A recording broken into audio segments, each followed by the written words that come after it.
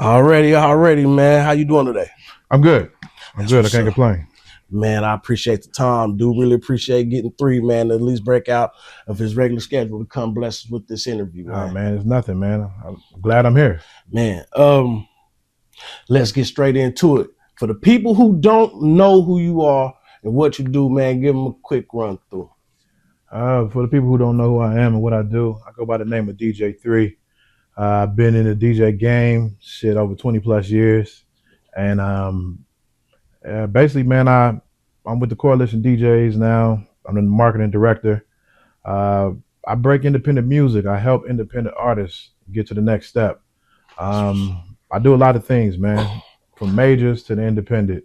You name it, I done it. You name them, I know them. Ooh.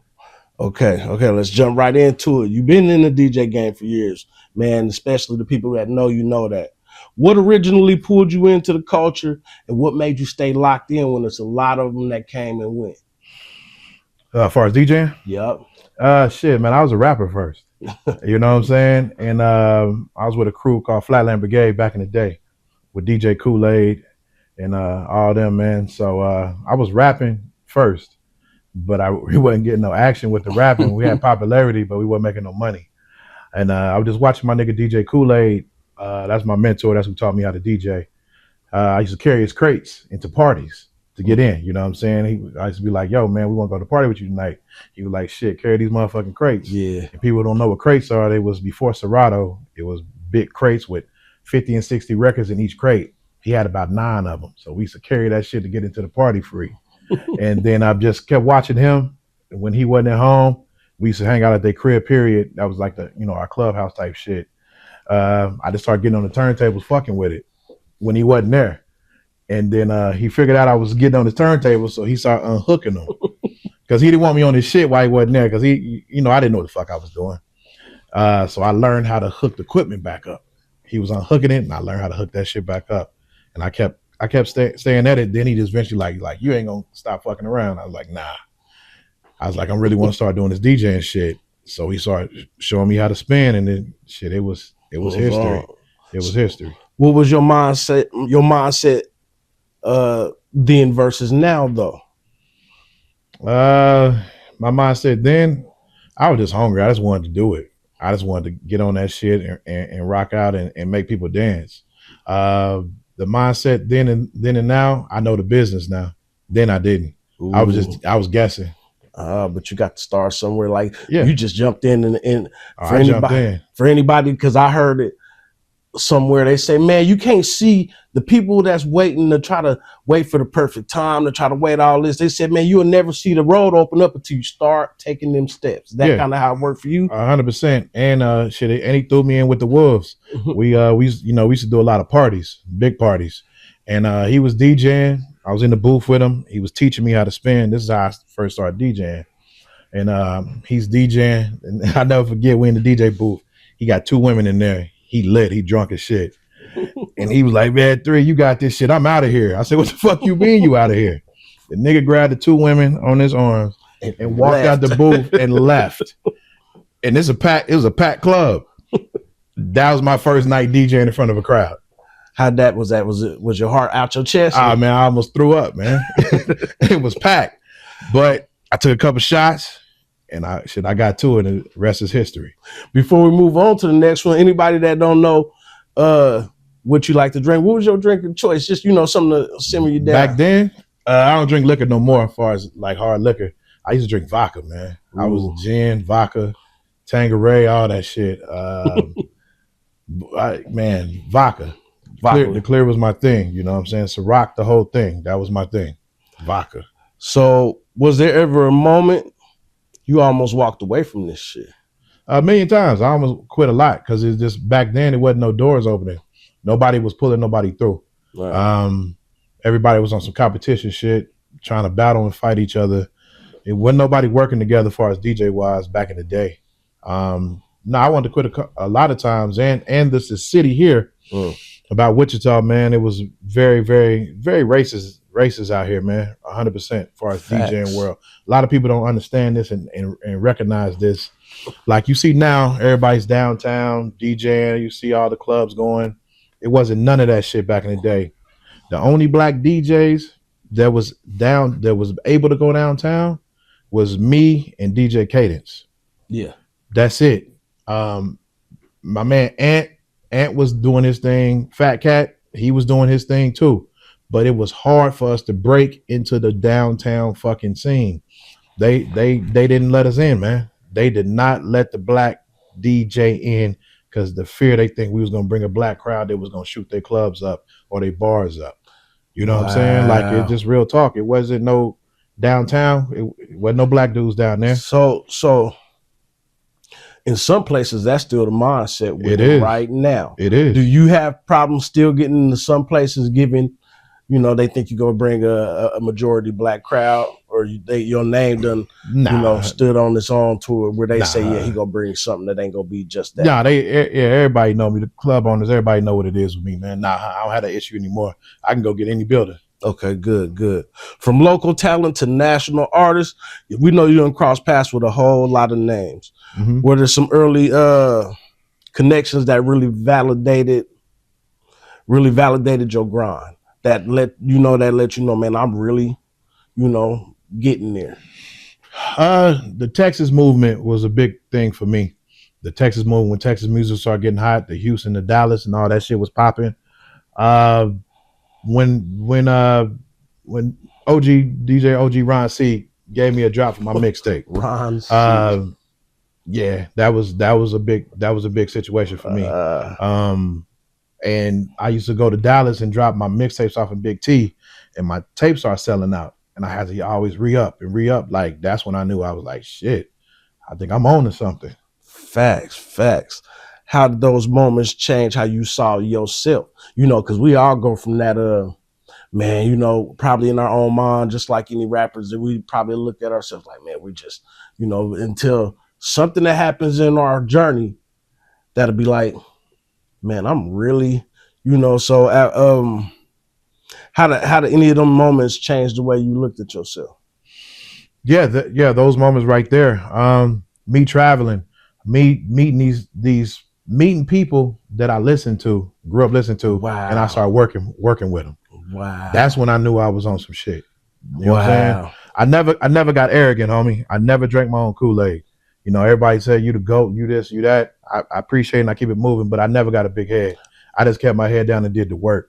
When I can call celebrities and they pick up on the first ring, I knew I was there. Wow. And I don't care what they say. I see you come through often, man, and throughout the years, every time I've personally approached you, man, it's been like you've given me the time to talk and give a conversation. I never seen you get to the point to where, hey, you've made people feel like, man, I done got to this level, man, you can't talk to me. That's the dope thing about you. No, never. Has any of those relationships that you had on your journey opened up doors that wasn't expected? Yeah, 100%. So crazy. I get a call, you know what I'm saying? It's like last year. One of my guys I flew with out in Cali, gave me a call. It was like, yo, man, my man working on a movie, and he wants y'all to get behind the soundtrack. And I was like, man, shit, hell yeah. And you know who the artist was? Tyrese. Wow. They FaceTimed me. Tyrese. Shit. And I was like, shit. See? And it was wild. He was like, yo, man, I got this movie. It was the 1992, that soundtrack, that movie to that. Mm-hmm. So I called my partner, DJ Big X, and we did a 3-way call with Tyrese for 2 hours. And we set up a DJ Zoom call with all the DJ organizations. That solidified a lot of doors opening up. Now we have the biggest DJ Zoom call in the game.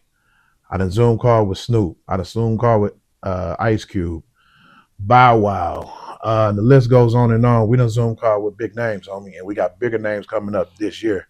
But now everybody's calling my phone. Everyone.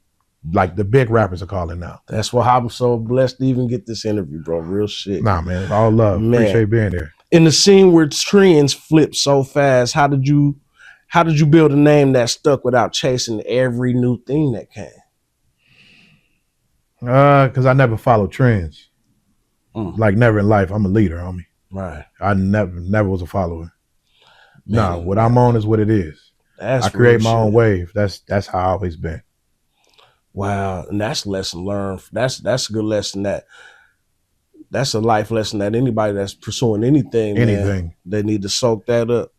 How important was consistency to the DJ3 name? Consistency is my middle name. You got to be consistent on everything you do. I don't start shit and end it. Nah, I'm a start it and lose until I win. I started a 5-city tour about 4 years ago. Tulsa, Oklahoma, Oklahoma City, Wichita, Kansas City, Missouri, and St. Louis. We do 5-city tour at the end of every month for all independent artists in each city. 5 cities, 5 days. I started that in the beginning. It was slow, but I knew I was going to stick to it. It wasn't catching on like I wanted to. Then all of a sudden, the record labels start hitting us and start sending me their main artists to come do the tours. So look, consistency, homie. Consistency. You wouldn't be there if you couldn't be there. 100%. Did you ever feel pressure to switch your style up, given the game how it is? You know, because in my era, I listened to the people. I guess that was in my era. Some would say that. Well, it's not even some would say. I done seen the game change from a different type of music. Mm-hmm. From where my era was to the era of today. Have you ever felt pressure to, like, did the game ever put pressure on you trying to get you to? I heard Snoop one day on the song. He said, man, I was listening to these new rappers, Migos. I tried to switch my style. He was like, man, fuck that shit. Yeah. I'm going to stick to what I'm doing. So have you ever felt pressure to do something other than what you were doing? Nah, I ain't never no pressure. Like I said before, I'm a leader, homie. Never no pressure. I just learned the new music. I'm not a dinosaur. You know, I got grays in my beard, man, but I keep up with the what's the now and what it is, because I'm in front of different age groups, so I have to learn everything. And that's technology and music. No, I just adapted, homie. That's it. I adapt. Important.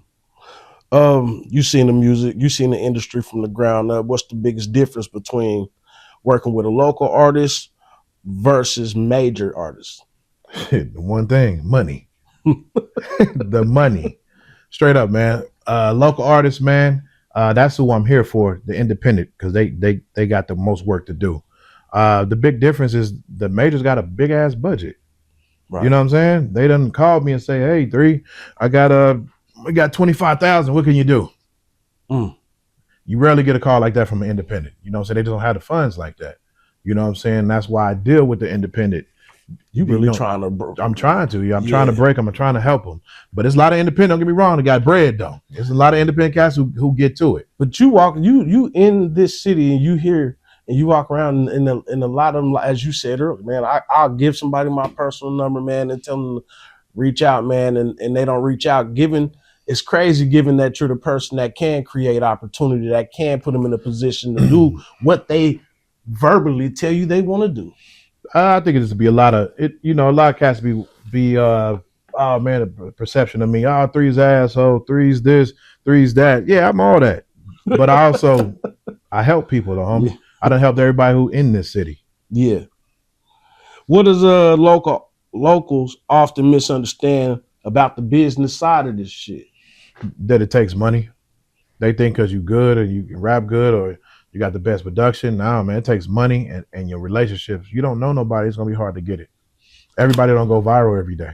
No. That viral shit is you know what I'm saying, that's a hit and miss shit. Everybody don't go viral. Yeah. You know what I'm saying? You have to put the money in it, man. You have to put the money in yourself to advance. It don't work no other way. You can't cut corners. They always try to cut corners. You can't cut corners. And I want to tell independent artists, don't ever think you're too big to still rap on stages in your city. Get them thoughts out your fucking head. Yeah, because people really, like you said, you got to remain humble in this motherfucker. And they don't. It's all about who you know. That's it. And the connections you have with people out here. Because, that's it. But even I just read this biblically. I can't verbatim it. In your own, it translates to in your own city. People got to leave where they from, man. Because like you said, because they see you got access to you, it's like, they're not taking it serious enough to. Yeah. You are a literal walking lightning bolt that can help people elevate what they want to do, and they still running off. They should be really, really, really putting their shit together, presenting you with something, and and seeking some sort of guidance. Like, yo, what I the agree. fuck? So, I agree 100%. All you gotta do is say something to me. That's it. yeah. I answer every inbox.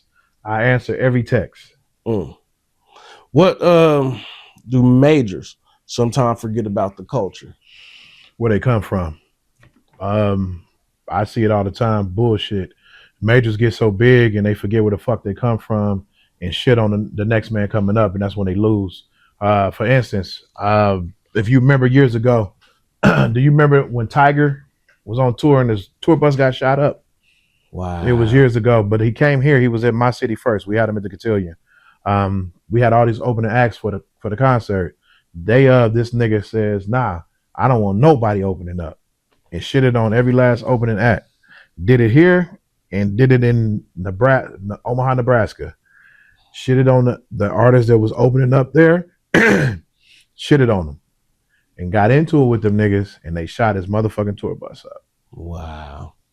You gotta watch what the fuck. This ain't sweet out It here. ain't sweet out here, homie. We just had a couple interviews, and I want them all to, won't you even go look at the comments? People think, I believe they think Wichita, Kansas is just, we just had this conversation. They used to, not no more. They scared of this shit now. They think it's Dorothy and they cats are scared of Wichita now, homie. When I be out in other cities, man, y'all crazy. And that's all I keep hearing. Y'all crazy in Kansas. West. They scared of this shit now. What kind of advice would you give any local artists anywhere on how to really boost their career and move smarter in this game? Tap in with the DJs. Stay true to yourself. Network, man. Get out your shell. You're not too big to go shake a hand and meet a new friend. Network is your network. You know what I'm saying? I got $1 million phone, homie. $1 million phone. I can call and connect to any city in America. You know what I'm saying? Yeah. You got to be the same way. Get out, network with the DJs, and don't jump at the first opportunity you think is going to get you to skip all the steps, because most likely it's a fucking scam. Fuck yeah. Elevator taking motherfuckers. Yes. Ain't no elevators. Anybody Ain't none, that nigga. can You gotta get take around the stairs, nigga. Yeah. What mistakes should artists stop making immediately? They should stop just trying to just do streaming only and think that's all you got to do. You got to stop that shit. You got to do everything. You got to do the streaming, and you got to get out here physically and do the work. You can't sit behind a laptop and think that's gonna get you there. Couple artists done went like that, so they think it's really the younger generation that think right. that's a the couple. way. You said it right. A couple. And where they at now? You know what's crazy is, Smalls. Yeah, that's my nigga. I don't give a fuck what era we in. Smalls is it's out. On the corner with CDs. That's the corner. He a wild boy. Yeah, man. He's still out here grinding, and that was my era. And a lot of people, that was my era. They don't know about Catfish. Damn, I forgot about Catfish. He's right here, right next door. Right next door. I remember when he got raided. I remember. Yeah, he was burning more shit than the motherfucker. Hey, yeah. I used to drop mixtapes out to him. Yeah. What do the majors sometimes forget about the culture? The majors just forget where they come from, man. Lend a hand like somebody lends you one. Right. That's all I ever think, man. Reach back. Because the same people you pass going up, you're gonna see them coming down. You're gonna see them coming down. 100%, yeah. Yeah. A lot of DJs get hot and then lose their sales. How did you gain respect, stay solid, and keep your integrity intact in your career? Just staying solid, man. Keeping my word, being 100 with everybody, doing the work, not showing up, blowing it, fucking off late. Good business with club owners, with venue owners. I did good business, man, all these years. You got to understand, fam, I've been DJing since 96. And I ain't fell off yet. It's 2022, 26. Man, that's deep, man. It's a blessing from God, homie. Real shit. What opportunities have you turned down just on sure principles? Man. Yeah, I ain't gonna say that one. I ain't gonna say that. We gonna skip that one. But you have turned some shit down on principality. Yeah, fuck yeah. It just wasn't my kind of party, homie. I couldn't do it. Just the kind of man I am. I couldn't fuck with it. Shit, I couldn't do it. You cannot beat them anyway. I couldn't do it. How do you balance the business and authenticity with this shit? Shit, man. It really ain't no balance, man. You got to mix it all together, man. Shit. It really ain't no balance with it, man. I don't think it's gonna be hard for you anyway, given that you just on your path anyway. I'm on what I'm on, man. You know what I'm saying? I'm on what I'm on, but I mix it all together. Was there a moment in your what moment in your career where you really, really understood, man, I'm no longer an up and coming DJ, man, that I'm established now, man? One of my big things is when I DJ for DMX at the Kansas Coliseum. It was a sold out show, 10,000 sold out show. When I was able to DJ that concert for Power 90.9, and I DJ in front of 10,000 people. I knew right then. I was like, yeah, I'm on my way. I'm here. Yes, sir. Now, DMX, one of my favorite artists, man. What kind of did you? I know you got to meet him. So, what kind of personality? One thing I like about X, me personally, X is he was a spiritual man. I got a story. X, I just got to say what's up to him. He shook hand and kept moving. But Stagger Lee was a white rapper back in the day named Stagger Lee. He was on the tour. I met X backstage choking him. So that's how I met DMX. It was choking his ass. So X was a wild boy, homie. X was real. No, it wasn't no game. Man, I love X because X, when I seen him throughout his career, he was always authentic, whether his life was down from drug-related problems, 100%. family, but I always heard him continue to quote scripture. And he continued to. I was real. You know, and I've never seen none of the other ones do that. Real talk. So when you understand you established, so it was bookings and co-signings, or was it like a personal milestone that you start, saying, well, yeah, okay, this is what got me there? Because, for you to be able to, it had to be some sort of milestones too, because you went from boom, boom, boom. Man, it was going so fast, homie. It was a lot of them. It's a whole bunch of them, man. I DJ for Pimp C, fam. Shout out Pimp C. I DJ for so many big names, fam. All of them was milestones. You know what I'm saying? Everything was milestones. DJing on the radio in multiple different cities, like everything was a milestone. But everything was written before I even started, fam. It was written, and this is what I supposed to have been doing. You know what I'm saying? For the grace of God, this is written, homie. Yeah, my story was written. Yeah, you can't. And all I'm doing is playing it out. That's the same. That's another damn powerful quote that people need to take. It was your path is your path, man. That's my path, man. So all them other questions, it's not hard for you to keep integrity on what you're doing. It's not hard for you to be like, oh man, why I would turn something down, man, because of DJ3, the man, his characteristics and who he is.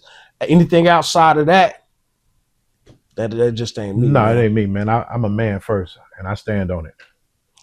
Wow, you lived through multiple eras of music. How's the role of a DJ changed, and how did you adapt without losing your identity? It changed. Technology changed everything. Technology, homie. I used to carry crates and Technic 1200s records. Technology came. The first DJ controller. I got one. My homeboy Mac Payne had one. I seen his. I liked it. Light. Serato, all my songs was in my laptop. I didn't want to. I had to convert. Technology, homie, or I'd have been a dinosaur. So the game changed, and we just adapt to that shit. I adapted. What era shaped you the most? Shit, my era, the motherfucking 90s. That's what gave me my backbone. The 90s, man. Man, that's what shaped me. The 90s, fam. Me walking to music and more and buying new music on Tuesdays. That's what shaped me. I used to walk up and go buy cassette tapes on Tuesday. That was the release date. I used to go buy music, go in there and listen to it. That's how I was on independent music. I used to go in there and listen to it. I didn't even know who they were. I just see it. I like the cover artwork. Let me listen to that back in the back, mammy. Let me. She'll pull it up. I go listen to it. I'm buying this shit. I like it. You know what I'm saying? That's how I got up on Spice One and UGK. They was just there. And I was like, who is this? She said, I don't know, some West Coast rapper. Let me hear it. And I heard that 187 Proof, and I've been a fan ever since. Proof. And I do work for Spice One now. And okay, so here I'm gonna be honest.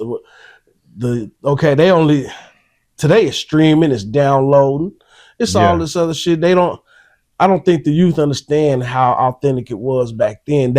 Especially the youth of today in our city don't know about Music and More. They knew about going to the mall, but they didn't know about Music and More. Nah, Music and More was a black-owned mom and pop store, homie, that changed my life and helped me learn music. I bought the first album I ever bought from Music and More was Tila Rock. I bought that at Music and More, and I used to go home and play it on my mama's record player. If you from the era, your mama or your daddy had a record player, and open the cabinet up and put it on the thing. Then I started scratching, and my mom was on my ass. I'm tearing up her needles. When she went home, I was fucking her records off. I ain't gonna lie, I was fucking them off. But Music and More is a big staple for me in my life.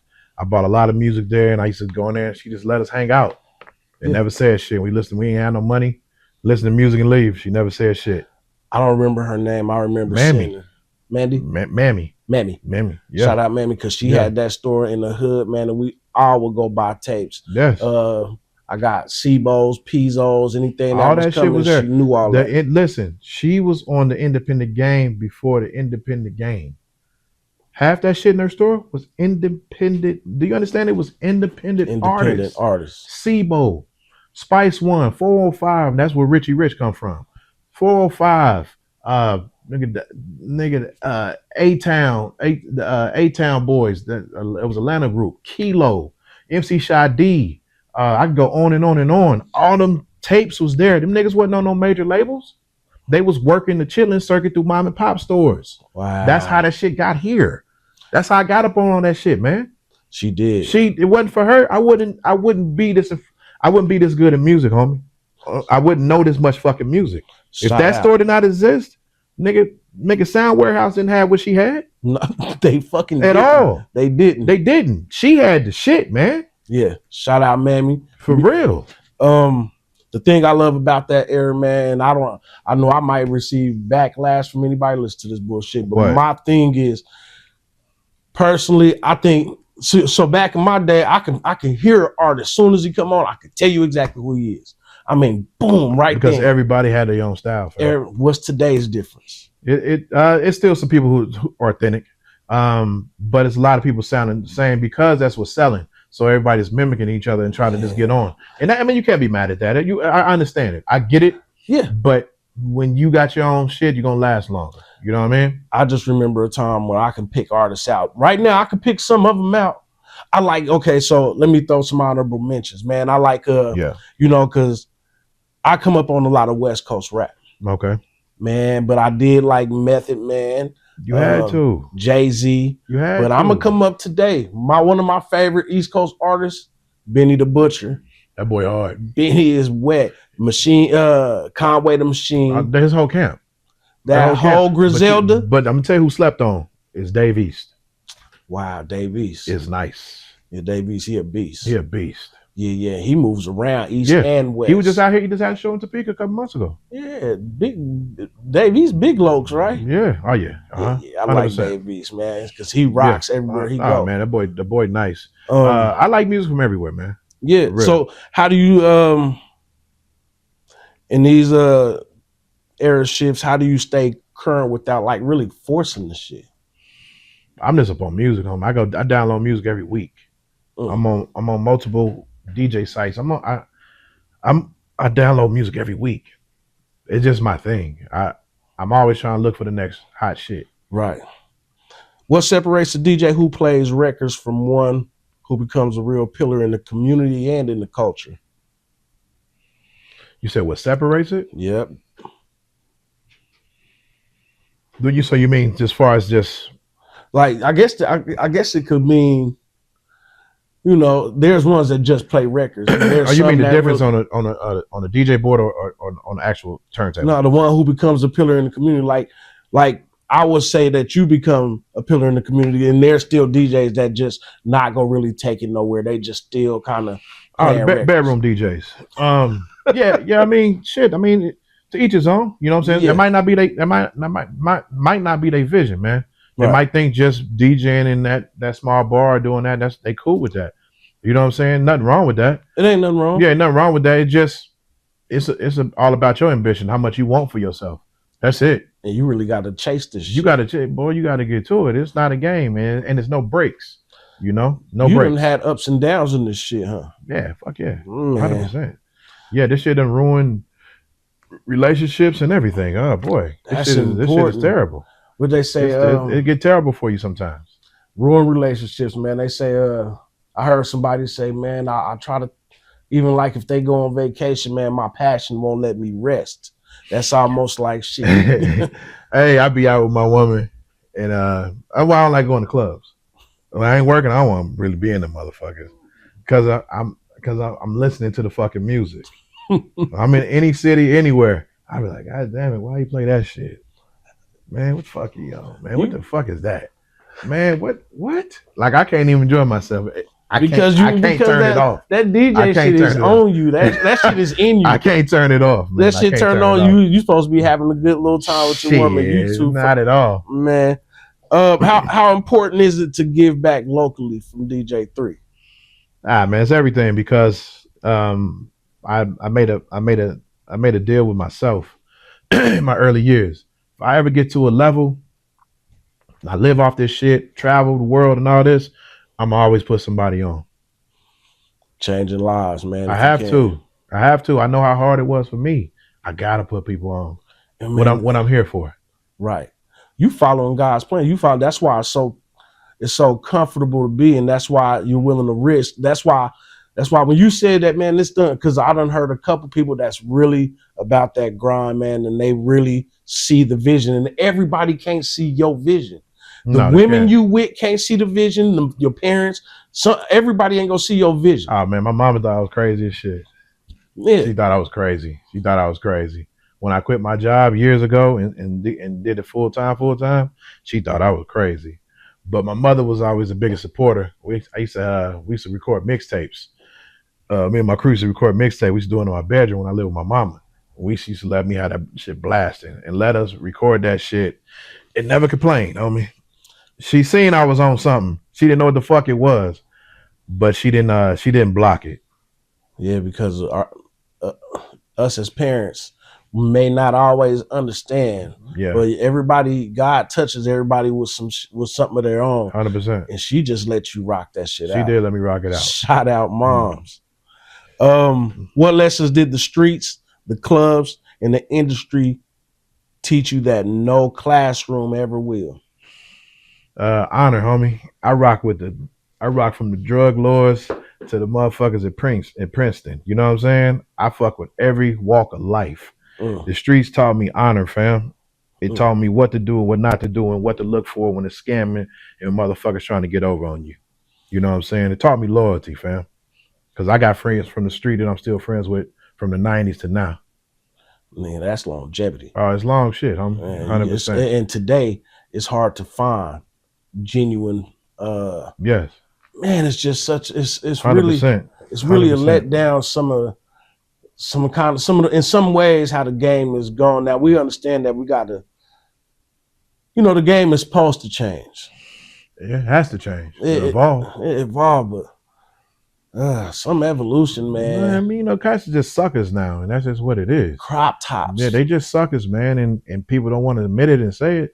Cats is just soft now. It ain't about being hard either. So I don't want people to get it misunderstand what I'm saying. It's not about being hard, but a lot of sucker shit goes on and nobody says nothing, and that's why sucker shit continue and sucker people are in place and try to be gatekeepers of certain things.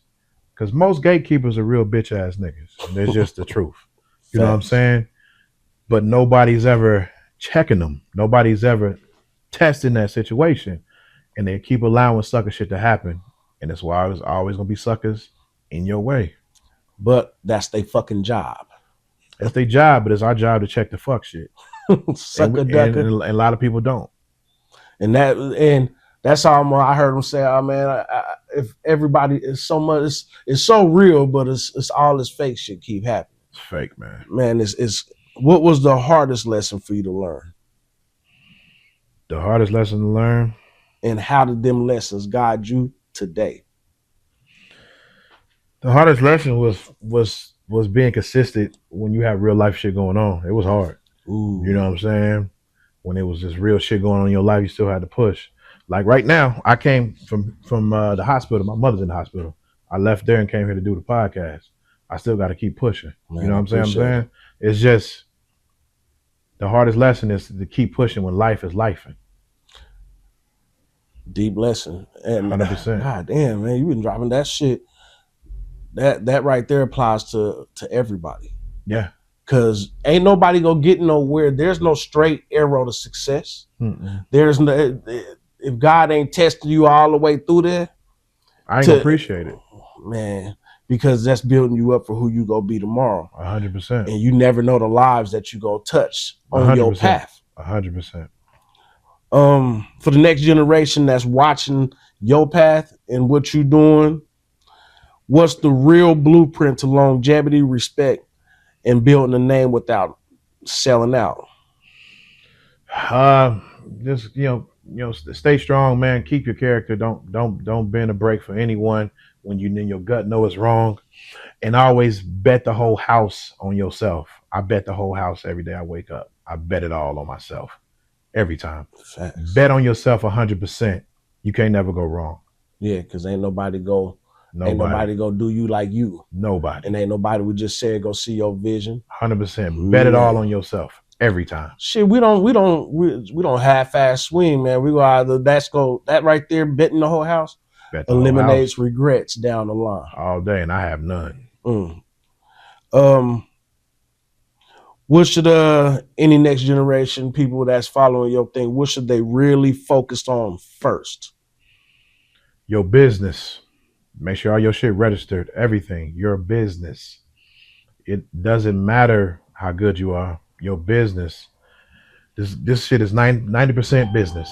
90% business. What does success actually look like for you now?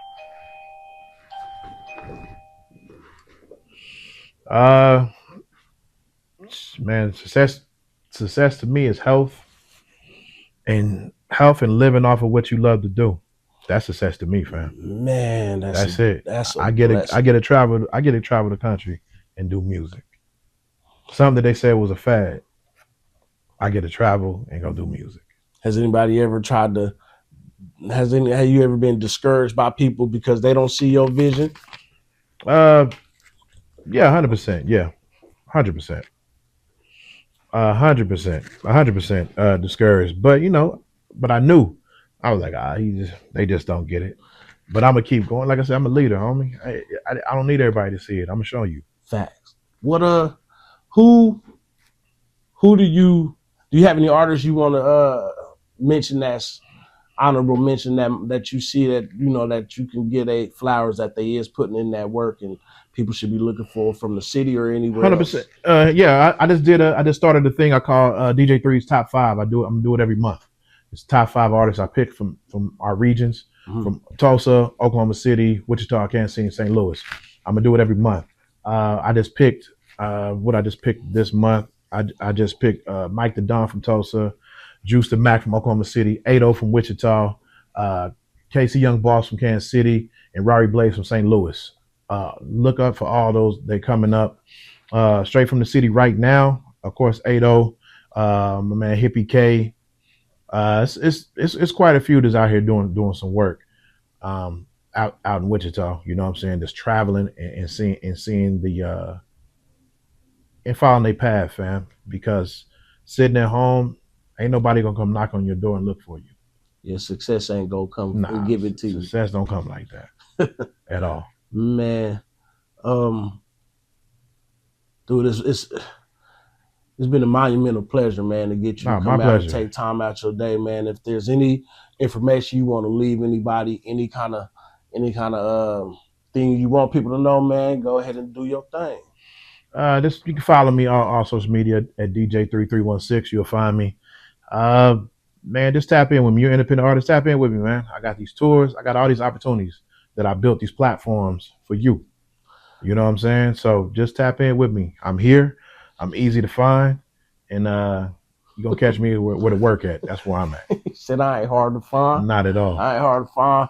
Well, man, we about to wrap that up, man, and I do appreciate it. And hopefully, we gonna start having more of these conversations just on music and everything. So I'm always hoping to get more time with 3, man, to get your perspective on 100%. on music, on anything. We gonna start talking about artists that's coming out, and give your professional advice to anybody who's trying to do anything, man. Because everybody ain't gonna be here in our city that's gonna want to utilize that advice.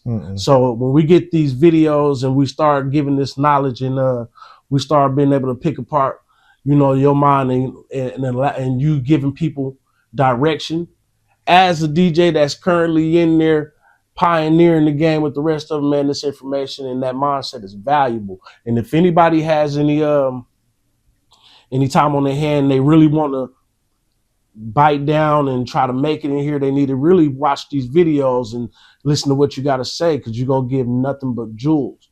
100%. Yeah, they need to tap in and watch and comment anything y'all want to hear. Y'all any questions y'all got for him, he already gave you the information. Reach out to him. He said he'll reply. Drop your comments. He'll see the video, man. And until the next time, shit, peace. DJ3. Salute. Love.